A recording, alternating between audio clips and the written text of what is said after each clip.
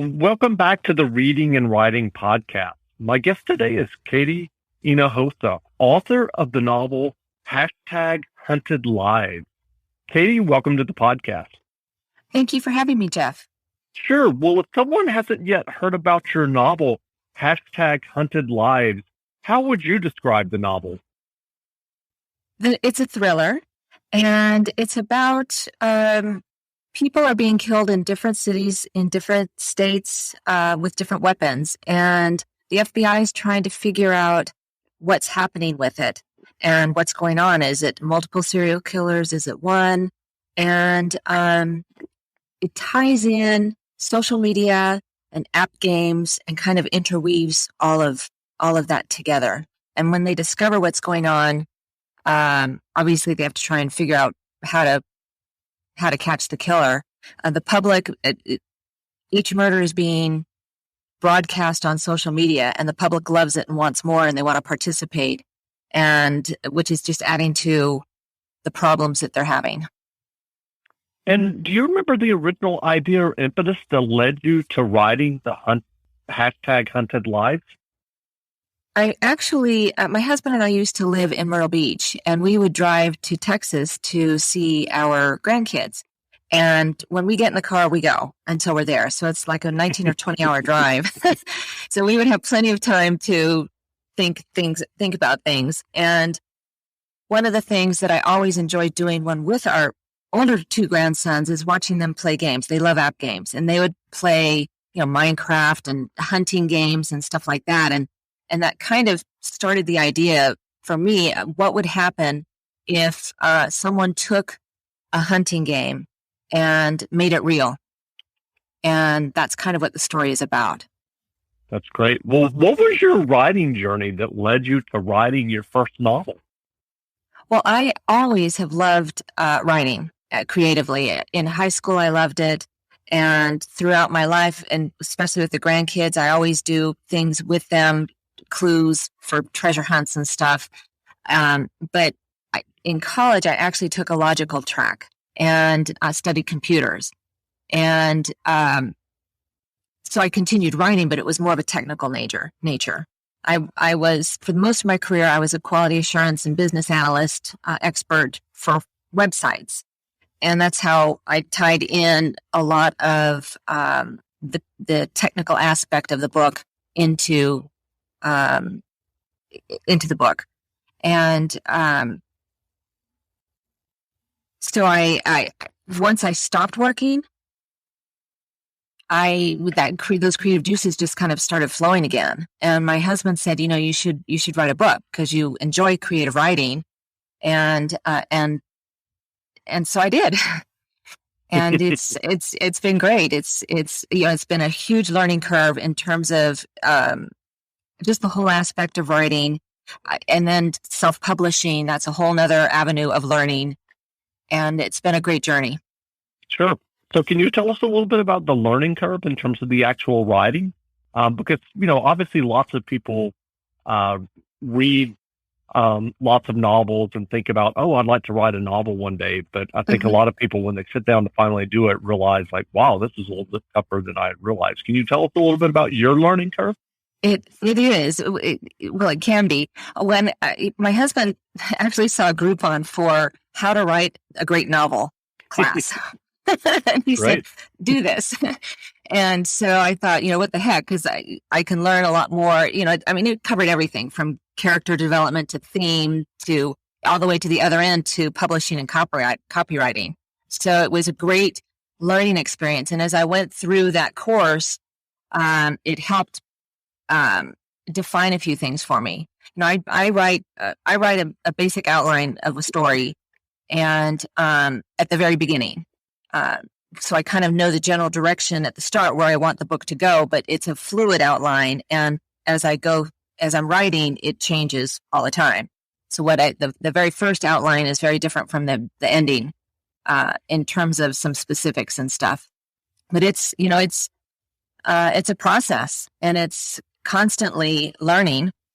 I've been to numerous workshops and on showing, not telling, and the whole gamut of writing. And and it's also just in terms of each genre has its own format and formula. And so there's just a wide spectrum, and you just have to jump in and take it day by day and try and write every day. I'm not always good at writing every day, but it's important. Sure. And so you talked about self-publishing. Did you actually, once you had finished your novel, did you actually work with an editor or hire an editor?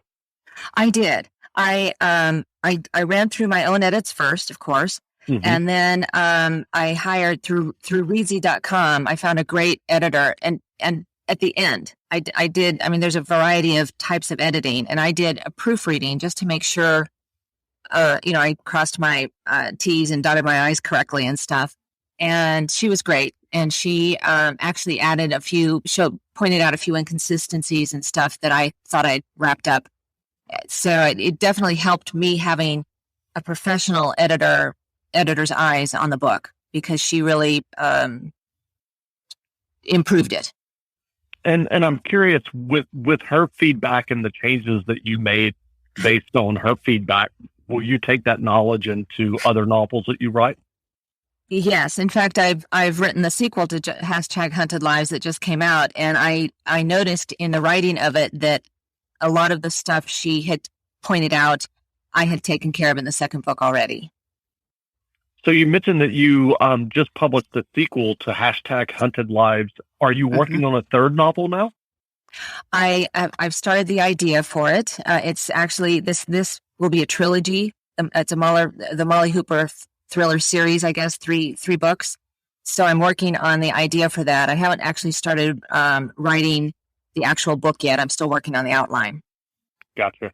So given your experience of writing these two novels and self-publishing them, what writing advice would you offer for those who are working on their own stories and novels? Well, let's see. First of all, read other books. When I first started, I kind of stopped reading. I thought, I don't want to read someone and then write like them, and be accused of copying someone, So I kind of stopped, and someone said, no, you need to do the opposite, because you can glean a lot of knowledge, not to copy them, but just to help you with your own style. So certainly continuing to read is important, and in your genre and even other genres. And it's important to continue learning about and working on things like showing, not telling, and theme, and all aspects of the book. It's you can never. There's never too much to learn. You can always get different perspectives. If you can get other eyes on your book, if you have some beta readers, or my husband has read everything multiple times, of course, but he might be a little biased. So I have a few other people who read it and give me some good feedback. And so that's, I think, important too. And then you try and get into a routine. My problem actually with the second book was trying to juggle writing the book plus working on marketing and keeping #Hunted Lives out there. So there's a balancing act, and I found that if I stopped writing for 3 or 4 days, when I got back into it, I'd have to spend the first 30 minutes to an hour to get into the mindset of the book. I'd have to go back and review, where was I, where was I headed with this? So if you're writing every day, you can avoid some of that. Sure. Hey, this is Jeff, the host of the Reading and Writing podcast. Thanks again for listening to the podcast. I have a company that I want to tell you about that I think you will definitely be interested in as a podcast listener. Family Sounds. Have you ever gone to a family reunion and traded stories and laughed with your relatives, and later you thought, gosh, I wish there was some way that we had a way to preserve those stories and preserve those memories when we're not face-to-face? Well, now you do with Family Sounds. Family Sounds can create an hour-long podcast that's just for you, that's just for your family, that tells the stories of your family and your relatives. And Family Sounds team, they're pros. They've done this before. They have lots of experience crafting stories for public broadcasting through radio and podcasts. They will use your family's voices as well as a professional narrator to tie the story together. Again, the name of the company is Family Sounds, and you can find them at family-sounds.com/books. Again, that is family-sounds.com/books. Family Sounds, your memories, your family in a podcast today. So check them out. family-sounds.com/books. Thanks for listening. Are you on a search for a special holiday or birthday gift for a reader in your life? A reader who loves history? Well, I've got a suggestion for you. How about giving them weekly historic letters in the mail from Letterjoy? Every week, they'll receive a letter from a famous historical figure or an eloquent eyewitness to a major event. Past Letterjoy letters have included famous defense attorneys, the United States and China, or working on the railroad, exploring the American history of the railroads. For example, one letter was an engineer writing home to his wife to describe the tough process of laying tracks for the Transcontinental Railroad. Every Letterjoy letter arrives at your door on fine stationery or parchment with a real stamp. And each letter also includes the postscript, an article by expert curators on the latest letter and the historical figures and events connected to it. Visit letterjoy.co to give weekly historic letters to the historian in your life. And I have a special offer for listeners of this podcast. Use promo code BOOKS at checkout to get $5 towards your first order. Again, that's letterjoy.co, promo code BOOKS, to give a special gift to the reader in your life. Well, what novels have you read recently that you enjoyed? I love Janet Ivanovich and the Stephanie Plum series. I think she's a delightful writer. I enjoy a bit of Catherine Coulter as well. And yeah, I have some friends who are writers as well. And so I've been reading some of their books. I enjoy many different genres. And so I try and read a variety. That's great. Well, where can people find you online if they'd like to learn more about you and your novels? They can go to my website, www.kadyhinojosa.com. My books are being sold on Amazon. I'm also on Goodreads. I am on Instagram and Facebook. I have a Facebook page, Kady Hinojosa author.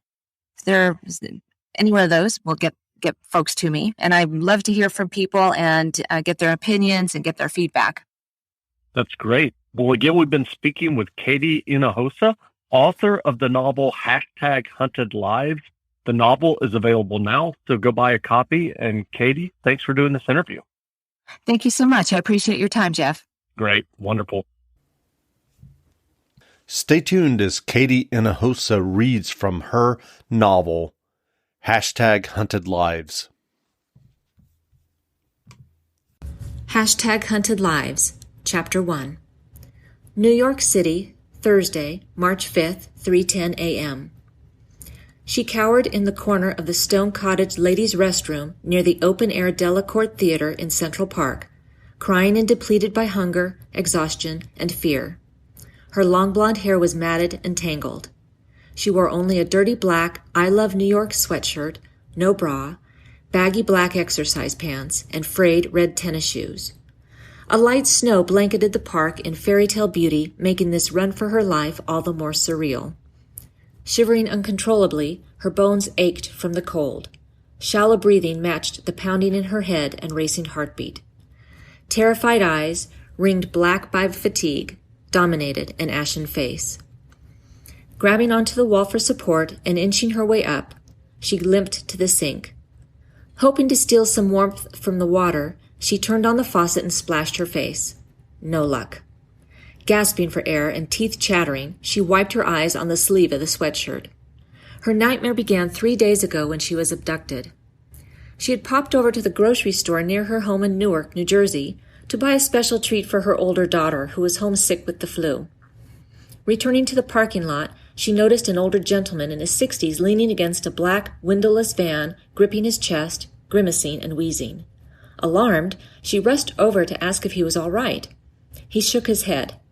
As she reached for her cell phone to dial 911, the van's sliding door opened and a large, muscular man grabbed her while the man outside shoved her in, slamming the door and disappearing as the van raced away. On the floor of the van, the man knelt on her legs, reached for a syringe on the console between the front and passenger seats, and plunged it into the base of her neck. That was the last thing she remembered. Awareness came slowly to her, a musty, stale smell bringing her fully awake. She was lying on her back on a lumpy sofa in her underclothes. Turning her head toward a squeaking sound, she shrieked and pushed herself into a sitting position as a rat scurried away. Groaning in pain, her fingers gingerly probed the area behind her ear. Feeling a sticky wetness, she pulled her hand back and observed with horror the blood staining her fingers. She raised her hand to her head again and touched what felt like stitches. The wound was about 3 fingers wide, and blood was oozing out. What had happened? Looking cautiously around, she assessed her surroundings. The sofa was the single piece of furniture in the room, barely fitting. Standing up and stretching her arms out shoulder height, her fingers almost touched the walls on each side. There were no windows, and the only light was a thin beam of sunlight shining in from an opening at one end. She crept to the opening and peeked outside. Shock crossed her face, her mouth dropping open slightly. She was in a shipping container in a yard full of containers. Pushing the door wider for light, she turned back to the interior, noticing for the first time the filthy clothes lying next to a note and picture of her family on the floor. In disbelief and with a growing sense of panic, she had read the note, alternately staring at the picture of her family. Without wasting any time, she had dressed and fled. On the run now for 16 hours, could she make it another 56? She thought about her girls now, picturing their sweet smiles. She and her husband Joe had started their family later in life. At the age of 42, 6 short years ago, her precious Becky was born. Jamie followed 3 years later. They were her pride and joy, her life. Thinking of them gave her the impetus to keep going. She had to survive, for them. She took a drink of water from the faucet and closed her eyes, filling her lungs with air to try to calm herself with the breathing exercises she had learned in yoga. It didn't work. It felt as though an elephant sat on her chest, every breath a struggle, the pressure immobilizing her. I can do this. I have to do this. I can survive 72 hours for my girls. Preparing to leave, she chanted this mantra over and over in her head, determination giving her focus and strength. She peered out the restroom door and skimmed the area, looking for movement, straining to hear any noise out of the ordinary. It was still and quiet. Time to make a move. Trembling, she stepped outside the restroom and over the black rail lining the pathway, then crept to the corner of the building. A bitter breeze hit her in the face as she looked around the corner. A few snow flurries were drifting down from the sky. Sunrise was still a few hours away, but she'd have more protection on West Drive where traffic was picking up. Not seeing anyone or hearing anything, she crouched low and tiptoed through the brush to the path that would take her to the street. Stepping over another black rail onto the path, she took a deep breath, then half limped and half ran toward the street. She didn't make it 10 steps. The bolt slammed into her chest, a direct hit to her heart, the force of it sending her sprawling onto her back. She was dead before she hit the ground.